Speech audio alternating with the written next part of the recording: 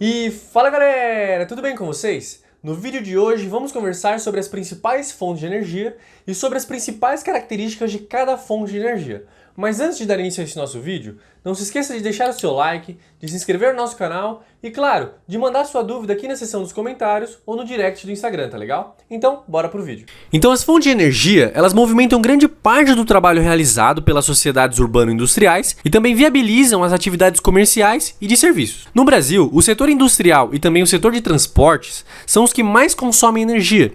E um dos desafios da atualidade consiste principalmente em alinhar ali o aumento da demanda por essa energia com as fontes alternativas de geração de energia, porque assim acaba destruindo menos o meio ambiente e também diminuindo os custos para nós, os consumidores. Então agora, para a gente conversar sobre as principais fontes de energia, vamos começar conversando sobre as hidrelétricas. Então a produção de energia hidrelétrica está diretamente ligado a alguns fatores, como por exemplo a vazão do rio, ou seja, o quanto de água passa naquele espaço em um determinado momento, os desníveis do relevo, para ter ali aquela queda de água e assim ser possível gerar essa energia. Então no final ali da primeira década do século XXI, o Brasil já havia se tornado o terceiro maior produtor desse tipo de energia. Em 2012, 76% de toda a energia produzida no Brasil veio dessas hidrelétricas, tá legal? Então agora vamos conversar sobre uma usina específica, a usina de Itaipu. Então o Brasil, ele possui o maior potencial hidrelétrico do mundo, mas atualmente apenas 30% desse potencial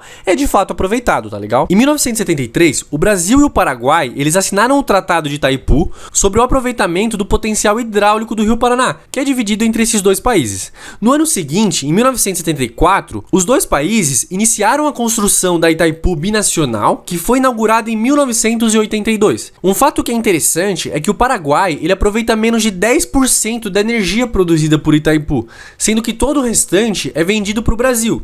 Então Itaipu fornece cerca de 17% da energia consumida no Brasil e também fornece 72,5% de todo o consumo paraguaio. Ou seja, ainda que o Paraguai aproveite só 10% dessa energia produzida ali por Itaipu, esses 10% representam 72,5% de todo o consumo ali do Paraguai, tá legal? Então agora eu queria conversar com vocês sobre os recursos fósseis. Então os recursos fósseis, eles são as fontes de energia mais utilizadas no mundo, destacando ali principalmente o petróleo, o carvão e também o gás mineral. Eles também são um dos principais responsáveis pela emissão de gases do efeito estufa e por isso acabam colaborando para o aquecimento global, além também, é claro, de não serem renováveis, tá legal? Então, por exemplo, o querosene de aviação, a gasolina e o óleo diesel são combustíveis produzidos a partir do refinamento do petróleo. E no Brasil, a maior parte do transporte rodoviário exige grandes quantidades de combustíveis e essa acaba sendo a principal causa do aumento do consumo interno, tá legal? Então agora falando sobre a exploração do petróleo,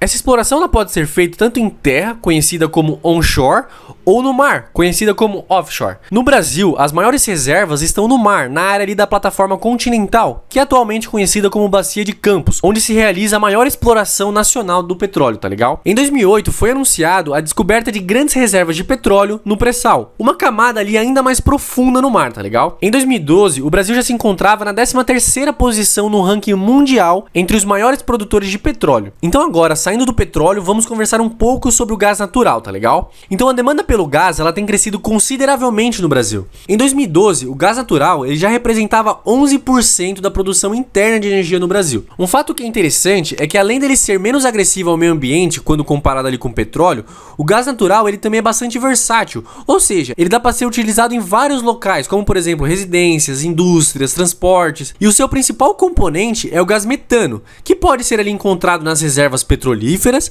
ou também de forma isolada, tá legal? Em 1999, entrou em operação o gasoduto Bolívia-Brasil, conhecido como Gasbol, tá legal? Por meio da importação de gás natural do país vizinho, da Bolívia, a oferta desse recurso energético aumentou muito no Brasil. Depois de atravessar o Mato Grosso do Sul, o Gasbol ele é conhecido como gasoduto Bolívia-Brasil. Ele abastece os estados do Sudeste e também do Sul do Brasil, chegando até o Rio Grande do Sul. Em 2010, foi inaugurado o gasoduto Sudeste e Nordeste, conhecido como Gazene, que acaba ligando o Rio de Janeiro até a Bahia. Então agora vamos conversar de uma forma bem resumida sobre o carvão mineral. Ele é a fonte de energia mais empregada ali na produção de eletricidade no mundo e é um dos principais poluentes da atmosfera. Ele também, por exemplo, é utilizado em atividades industriais, como por exemplo a produção de aço nas siderúrgicas, e o Brasil ele possui poucas reservas desse carvão mineral e as reservas que ele possui é de baixa qualidade, tá legal? Então agora, também de uma forma bem resumida, vamos entrar numa outra parte. Agora vamos conversar sobre energia nuclear. Então, a energia nuclear ela é produzida em usinas termonucleares a partir da fissão, ou seja, de uma forma bem simples, é a quebra do átomo de urânio, que é um minério radioativo extraído da natureza, tá legal? Então, as termonucleares, elas podem atingir ali uma alta produção de energia, mas infelizmente, existem algumas dificuldades, alguns problemas para a implantação dessas termonucleares. Como, por exemplo, o custo alto para essa implantação, a produção de lixo nuclear, que são ali alguns elementos radioativos que são descartados, e isso acaba se tornando também um problema, além, é claro, do risco de acidentes nucleares. Então, todos esses fatores acabam dificultando a implantação dessas termonucleares. Até o início de 2014, estavam em operação as usinas de Angra 1 e 2, e a usina de Angra 3 estava prevista para entrar ali em operação em 2018. Mas hoje, em 2021, a previsão para essa usina de Angra 3 entrar em operação de fato é só em 2026. E todas essas usinas que eu comentei com vocês estão localizadas em Angra dos Reis, lá no Rio de Janeiro, tá legal? Então agora, saindo dessas usinas nucleares, vamos conversar sobre algumas fontes de energia alternativa, tá legal? Então vamos começar conversando sobre a fonte de energia eólica, tá legal? A energia eólica no Brasil é uma das alternativas mais bem-sucedidas, porque a velocidade dos ventos brasileiros é 2 vezes maior quando comparado à média mundial, tá legal? Porém, como nem tudo é perfeito, a energia gerada por uma central eólica custa entre 60% e 70% a mais do que a mesma quantidade gerada por uma usina hidrelétrica. Ou seja, isso acaba desmotivando algumas empresas a investir nesse setor de energia eólica, tá legal? Em 1992, em Fernando de Noronha, foi instalada a primeira turbina eólica do Brasil. E em 2012, o Brasil já contava com 84 parques eólicos em operação, sendo que a maioria está ali no Nordeste, tá legal? E agora vamos conversar sobre uma outra fonte de energia alternativa. Vamos conversar sobre a fonte de energia solar. Então, além do seu uso para o aquecimento, a energia solar ela tem sido explorada para a produção de eletricidade.